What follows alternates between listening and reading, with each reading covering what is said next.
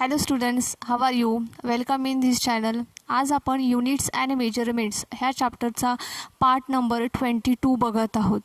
Students, पाठच्या व्हिडिओमध्ये मी तुम्हाला होमवर्क दिलेला. आय होप तो होमवर्क तुम्ही सर्वांनी कंप्लीट केला असेल, सो दॅट मी त्याचे आन्सर्स तुम्हाला सांगते. तर ह्या प्रॉब्लेममध्ये तुम्हाला सुरुवातीला मीन फाइंड आउट करायचा होता. तर ह्या मीनचा आन्सर आहे 6.145 सेंटीमीटर. आय होप तुमच्या सर्वांचं हे आन्सर आलं असेल. त्याच्यानंतर मीन ॲब्सोल्यूट एरर फाइंड आउट करायचा होता. तर तो मीन ॲब्सोल्यूट एरर आहे 0.04 ओहम. बरोबर आहे. त्याच्यानंतर रिलेटिव्ह एरर फाइंड आउट करायचा होता. सो रिलेटिव्ह एरर आहे 0.0065 ओहम. राईट. त्याच्यानंतर तुम्हाला पर्सेंटेज एरर फाइंड आउट करायचा होता आणि हा पर्सेंटेज एरर आहे 0.65%. आय होप तुम्ही सर्वांनी हे प्रॉब्लेम सॉल्व केला असेल आणि तुम्हाला असेच ह्याचे आन्सर मिळाले असतील. जर का तुम्ही केला नसेल तर तसं ते सॉल्व करा, तुम्हाला असे ह्याचे आन्सर मिळतील. ठीक आहे. त्याच्यानंतर आज आपण त्याच्या पुढचा प्रॉब्लेम बघणार आहोत. Problem number 9. बघा, रीड करते मी. An object is falling freely under the gravitational force. Its velocity after traveling a distance h is v. If v depends upon gravitational acceleration g and distance, prove with dimensional analysis that v is equals to k under root gh, where k is a constant. v is equals to काय आहे? k under root gh. Problem number 9 आहे हा. v is equals to k under root gh. h is the height, g is the acceleration due to gravity, v is the velocity. ठीक आहे. तर आपल्याला काय prove करायचं आहे ह्या इक्वेशनमध्ये? Prove with dimensional analysis that v is equals to K under root GH where K is constant. That means आपल्याला हे इक्वेशन डायमेन्शनली करेक्ट आहे का हे चेक करण्यास सांगितलेलं आहे. बरोबर आहे. तर कशा पद्धतीने आपण हे इक्वेशन डायमेन्शनली करेक्ट आहे का नाही हे चेक करतो? अशा पद्धतीचे एक्झाम्पल्स आपण थिअरीचा भाग शिकताना आपण बघितलेलं होतं. बघा, पुन्हा एकदा रिवाईज करते मी. v इज इक्वल्स टू काय आहे? के अंडर रूट GH. तर एखादं इक्वेशन हे डायमेन्शनली करेक्ट आहे हे आपण कधी म्हणतो? तर ज्या वेळेस the dimensions on both side are the same. म्हणजेच काय? तर dimensions of LHS is equals to dimensions of RHS असं जर का येत असेल तर हे इक्वेशन डायमेन्शनली करेक्ट आहे असं आपण म्हणू शकतो. ठीक आहे. सो आपल्याला काय करावं लागेल ह्याच्यासाठी? तर सुरुवातीला आपल्याला डायमेन्शन्स फाइंड आउट करावे लागतील. ठीक आहे. तर मग आपण डायमेन्शन फाइंड आउट करायला सुरुवात करूया. सुरुवातीला आपण डायमेन्शन्स LHS चे आप काढूयात. LHSमध्ये काय आहे? वेलॉसिटी आहे. बरोबर आहे. वेलॉसिटी म्हणजे काय? Velocity is equals to, velocity म्हणजे काय आहे? तर distance upon time. Upon time. Velocity म्हणजे काय आहे? Distance upon time. ठीक आहे. डिस्टन्स आपण कशामध्ये मेजर करतो? लेंथ. आणि टाईमसाठी t. मग काय होईल हे जर का आपण डायमेन्शन लिहायचं म्हटलं तर काय होईल?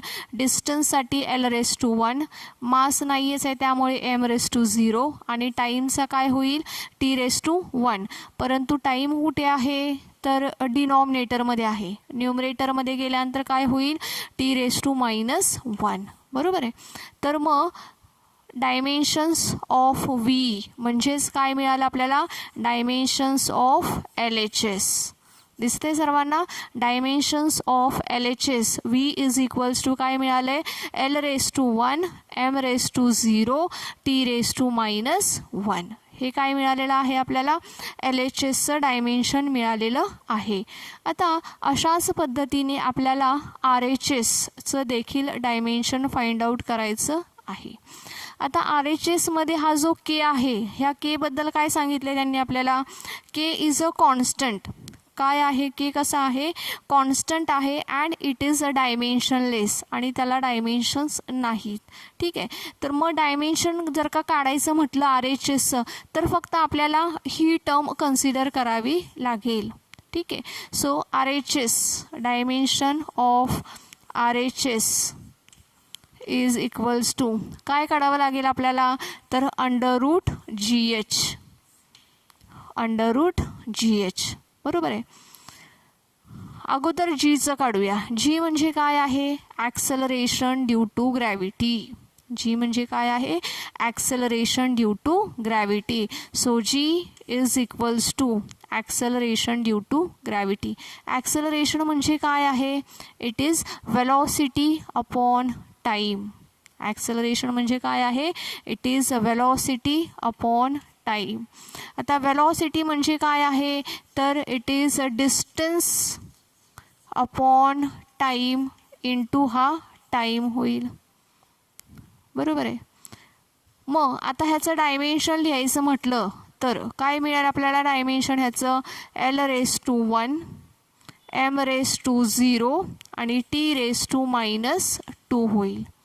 टीचा स्क्वेअर आहे तो वरती गेल्यानंतर काय होईल, -2 होईल. बरोबर आहे. तर मग Gचं Gचं डायमेन्शन किती आहे, L⁻⁴ m⁻�0 T⁻⁻2. This is the dimension of G. बरोबर आहे. आता H म्हणजे काय आहे, हाईट. सो Hचं डायमेन्शन काय होईल, डायमेन्शन ऑफ H काय होईल, L⁻⁴ m⁻�0 T⁻�0. बरोबर आहे. आता इथे जागा नसल्यामुळे मी काय करत आहे, हा भाग रफ करत आहे. ठीक आहे. हे लक्षात ठेवा. फक्त इथं व्हॅल्यू पुट करते मी. बघा, डायमेन्शन्स ऑफ RHS काढायचं आहे. Gचं डायमेन्शन लिहून घेऊयात, L⁻⁴ m⁻�0 T⁻⁻2. स्क्वेअर रूटमध्ये आहे त्यामुळे स्क्वेअर रूटमध्ये आहे म्हणून मग आपण ½ लिहिणार आहोत. ठीक आहे. आता हे देखील मी रफ करून टाकते, ॲक्सेलरेशन ड्यू टू ग्रॅव्हिटी. आता काय आहे Hचं डायमेन्शन लिहूयात आपण. काय आहे, L⁻⁴ m⁻�0 T⁻⁻½ कारण की हे देखील अंडर रूटमध्ये आहे की नाही, √GH आहे. आता काय करूयात आपण, ही जी पॉवर आहे ही पॉवर काय होईल, आतमध्ये नेऊयात. सो इथे काय होईल, L⁻⁴ इंटू ½ म्हणजे काय होईल, ½ m⁻�0च राहील आणि T⁻⁻2 इंटू ½ होईल. इथे काय होईल, L⁻⁴ into ½ that is ½ m⁻�0 T⁻�0 होईल. आता काय आहे इथे, मल्टिप्लिकेशन आहे. मल्टिप्लिकेशन म्हणजेच काय होईल, पॉवरचं ॲडिशन होणार आहे. बरोबर आहे. सो L⁻½ आणि L⁻½ ½ plus ½ is equals to काय होईल, 1 होईल. ½ प्लस ½ इज इक्वल्स टू काय होईल, 1. सो L⁻⁴ होईल m⁻�0 m⁻�0. So it is m⁻�0.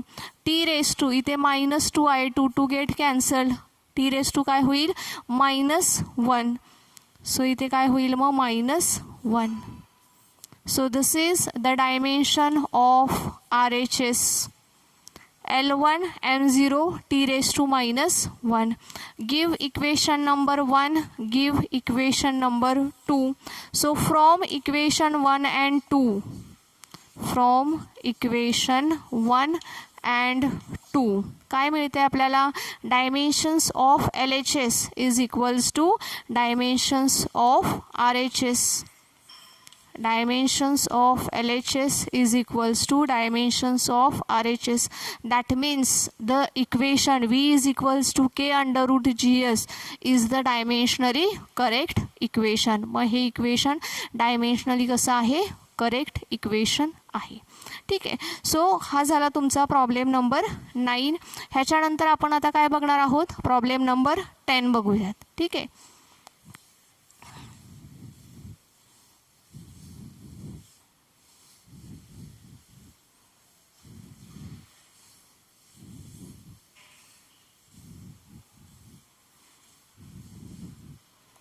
Problem number 10 बघूयात आपण. प्रॉब्लेम वाचते बघा मी. काय सांगितलं आहे आपल्याला, v is equals to 80 plus, equation लिहिते, v is equals to 80 plus काय आहे, b upon t plus c, b upon t plus c plus v0 plus v0 is a dimensionally valid equation. कोणतं इक्वेशन दिले, v equals to 80 plus b upon t plus c plus v0 is dimensionally valid equation. Obtain the dimensional formula for A, B and C, where v is velocity, t is time and v0 is the initial velocity. बरोबर आहे. आपल्याला काय करायचं आहे, equation दिलेलं आहे, हे equation डायमेन्शनली correct equation आहे. तर ह्या इक्वेशनमध्ये जे ए, बी आणि सी दिसत आहेत, ओके, ए, बी आणि सी दिसत आहेत, ह्यांच्यासाठी आपल्याला डायमेन्शन्स फाइंड आउट करायचे आहेत.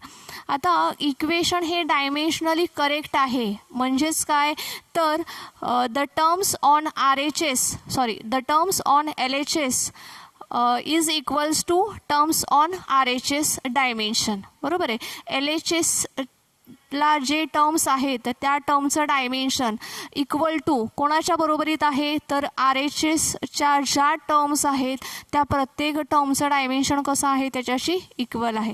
That means all these terms are having the same dimensions. सर्वच टर्मचं डायमेन्शन कसं असणार आहे, सेम डायमेन्शन असणार आहे. That means the dimension of v is equals to काय असेल, डायमेन्शन्स ऑफ 80 असेल.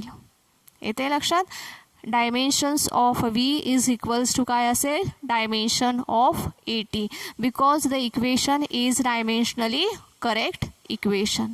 ठीक आहे. मग आता काय होईल, आपल्याला काय काढायचं आहे, डायमेन्शन्स ऑफ ए काढायचं आहे. बरोबर आहे. So dimensions of A is equals to, हे टी इकडं डिवाइड होईल, so dimension of v upon dimension of T. बरोबर आहे का, येस.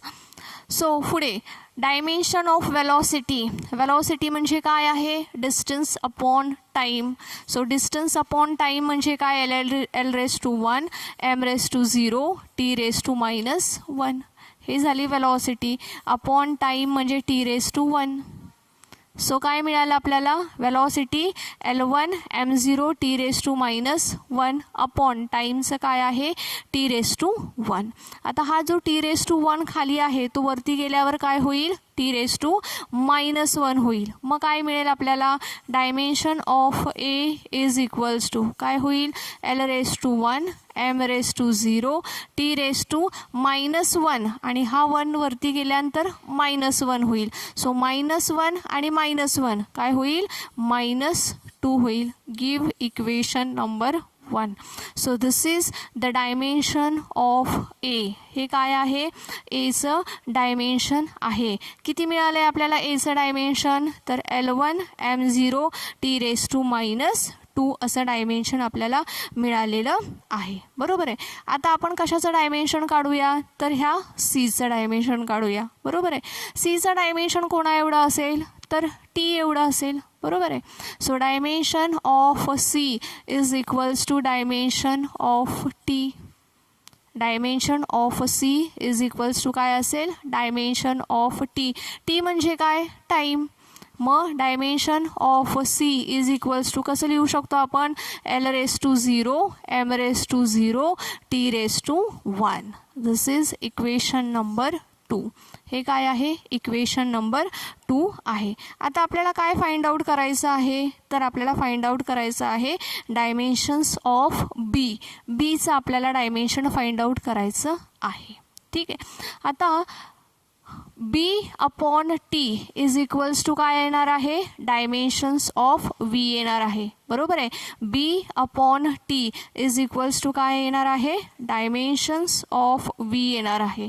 ठीक आहे. So B upon T dimensions of B upon dimensions of T, किंवा असं तुम्ही डायरेक्ट बी अपॉन टी लिहू शकता. So B upon T is equals to काय येणार आहे, डायमेन्शन्स ऑफ व्ही. बीचं डायमेन्शन फाइंड आउट करायचं आहे. सो टी काय होणार आहे, ह्याला मल्टिप्लाय होणार आहे. So B is equals to dimension of V into dimension of T. ठीक आहे. व्हीचं डायमेन्शन काय आहे, तर इथं आपण फाइंड आउट केलं आहे बघा कुठे, हां, L1 M0 T raise to -1. सो L1 M0 T raise to -1 into time T raise to 1. आता काय होईल, मल्टिप्लिकेशन आहे. सो पॉवरचं काय होईल, ॲडिशन होईल. काय मिळेल मग, L raise to 1 M raise to 0 T raise to -1 + 1 काय होईल, T रेस टू 0. सो आपल्याला डायमेन्शन मिळालेलं आहे L raise to 1 M raise to 0 आणि T रेस टू 0. सो अशा पद्धतीने आपण ह्या प्रॉब्लेममध्ये ए, बी आणि सी हे जे आहेत टर्म्स आहेत ह्यांचं आपण काय फाइंड आउट केलेलं आहे, डायमेन्शनल फॉर्म्युला आपण फाइंड आउट केलेला आहे. ठीक आहे. आजच्या व्हिडिओमध्ये आपण इथंच थांबूयात. ह्याच्या पुढचे जे काही आपले न्यूमॅरिकल्स राहिलेले आहेत ते आपण आपल्या पुढच्या व्हिडिओमध्ये बघूयात. Okay students, thank you. Have a nice day.